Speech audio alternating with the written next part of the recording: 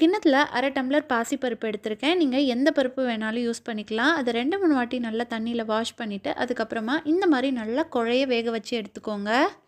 சூடு நல்லா ஆறுனதுக்கப்புறமா நம்ம பருப்பை மிக்ஸி ஜாருக்கு ட்ரான்ஸ்ஃபர் பண்ணிக்கலாம். இது கூடவே நம்ம அரை ஸ்பூன் மிளகு, அரை ஸ்பூன் சீரகம், தேவையான அளவு உப்பு ஆட் பண்ணிக்கலாம். இப்போ நம்ம எந்த டம்ளரில் பருப்பு எடுத்தோமோ அதே டம்ளரில் அரை டம்ளர் கார்ன்ஃப்ளவர் ஆட் பண்ணிக்கலாம். இது கூடவே நீங்கள் கொஞ்சம் கொஞ்சமாக தண்ணி ஆட் பண்ணிவிட்டு மிக்ஸி ஜாரில் நல்லா நைஸாக ஒரு பேஸ்ட் மாதிரி அரைச்சி எடுத்துக்கலாம். உங்களுக்கு வீடியோவில் பார்க்கும்போதே தெரியும்னு நினைக்கிறேன். நல்லா சாஃப்டாக இந்த கன்சிஸ்டன்சியில் இருந்தால் போதும். இப்போ நம்ம பருப்பை ஒரு கிண்ணத்துக்கு தான் ட்ரான்ஸ்ஃபர் பண்ண போகிறோம்.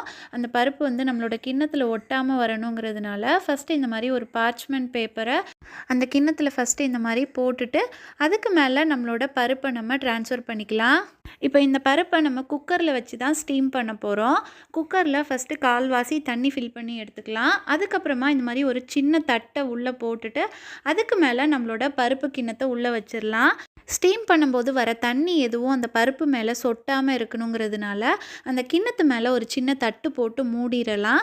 அதுக்கப்புறமா நம்ம குக்கருக்கு மேலே விசில் போடலாம் வேணாம், ஜஸ்ட் ஒரு தட்டு போட்டு மூடினாவே போதும். இப்போது இந்த பருப்பை நம்ம 15 மினிட்ஸ் அப்படியே ஸ்டீமில் விட்டுடலாம். 15 மினிட்ஸ்க்கு அப்புறம் நம்ம மூடியை ஓப்பன் பண்ணலாம். பாருங்கள், ரொம்பவே டேஸ்ட்டான பருப்பு பன்னீர் ரெடி ஆயிடுச்சு.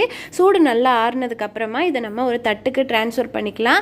எப்போவுமே நம்ம கடையில் பன்னீர் க்யூப்ஸாக தான் வாங்குவோம். ஸோ இதையும் நம்ம நல்லா க்யூப்ஸாக கட் பண்ணிக்கலாம். பாருங்கள், நம்மளோட பன்னீர் நல்லாவே சாஃப்டாக இருக்குது. இதோட டேஸ்ட் பார்த்திங்கன்னா அப்படியே நம்ம முட்டையோட மஞ்சள் கருவை மட்டும் ஸ்டீம் பண்ணி சாப்பிட்டா எப்படி இருக்குமோ அந்த அளவுக்கு ரொம்பவே டேஸ்ட்டாக இருந்துச்சு. இந்த பருப்பு பன்னீரை வச்சு நம்ம பன்னீர் 65 தான் செய்ய போகிறோம். ஒரு கிண்ணத்தில் அரை ஸ்பூன் நார்மல் மிளகாத்தூள், அரை ஸ்பூன் காஷ்மீரி மிளகாத்தூள், அரை ஸ்பூன் கரம் மசாலா தூள், 1/4 ஸ்பூன் மஞ்சள் தூள், தேவையான அளவு உப்பு ஆட் பண்ணிக்கலாம். இது கூடவே 1 டேபிள் ஸ்பூன் கார்ன்ஃப்ளவர் ஆட் பண்ணிவிட்டு கொஞ்சமாக தண்ணி ஊற்றி நல்லா இந்த மாதிரி ஒரு பேஸ்ட் மாதிரி மிக்ஸ் பண்ணி எடுத்துக்கலாம். ரொம்ப தண்ணியாக இருக்கக்கூடாது, இந்த கன்சிஸ்டன்சி இருந்தால் போதும். இப்போ இதிலேயே நம்ம ரெடி பண்ணி வச்சுருக்க பருப்பு பன்னீரையும் ஆட் பண்ணி நல்லா மிக்ஸ் பண்ணணும். அந்த மசாலா ஃபுல்லாக அந்த பன்னீர் மேலே நல்லா கோட் ஆகணும். அதுக்கப்புறம் இதை நம்ம ஒரு 10 நிமிஷம் அப்படியே ஊற விட்டுறலாம். ஒரு பேனில் 2 டேபிள் ஸ்பூன் எண்ணெய் ஊற்றிட்டு நம்ம ஊற வச்சுருந்த பருப்பு பன்னீரை ஒவ்வொன்றா பேனில் வச்சுக்கலாம். அடுப்பை மீடியம் ஃப்ளேமில் வச்சுட்டு ஒரு 2 மினிட்ஸ் அப்படியே விட்டுருங்க. 2 மினிட்ஸில் பார்த்தீங்கன்னா ஒரு சைடு நல்லாவே கோல்டன் ப்ரௌன் கலரில் இந்த மாதிரி வந்துடும். அதுக்கப்புறம் இன்னொரு சைடு நம்ம திருப்பி போட்டுடலாம்.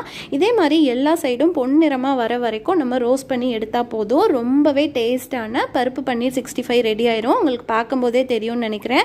நமக்கு இது வெளியில் நல்லா மொறுன்னு உள்ள சாஃப்டாகவும் இருக்கும். சாப்பிட்றதுக்கு ரொம்பவே டேஸ்ட்டாக இருக்கும். பயங்கர ப்ரோட்டீன் ரிச்சான ரெசிபி இது. இதை நீங்கள் சைட் டிஷ்ஷாக மட்டும் இல்லை, ஸ்நாக்ஸாக கூட சாப்பிடலாம்.